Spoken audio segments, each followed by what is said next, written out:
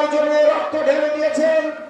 আল্লাহ রাব্বুল আলামিন তাদের বিনিময়ে, যারা এই দেশে ত্যাগ তিতিক্ষার বিনিময়ে এই দেশের জাতিকে, জনগণকে মুক্ত করেছেন, আল্লাহ রাব্বুল আলামিন যাদের মাধ্যমে কাজটি করেছেন, আমরা তাদের জন্য মাগফিরাত কামনা করছি।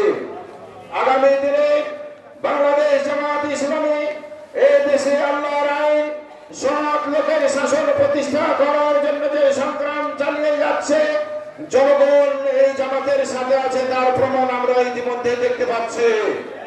আগামীতে যে নির্বাচন হবে, এই নির্বাচনে যদি কেউ মনে করে আমাদের লাঠি দিয়ে ভোট কেন্দ্র দখল করে ভোট ছিনিয়ে নেওয়ার চেষ্টা করা যদি হয়, এই জাতীয় আর ছেড়ে দেবেন না। ভোট কেন্দ্র পাহারা দিয়ে জনগণের অধিকার আদায় করে নিয়ে আসবেন।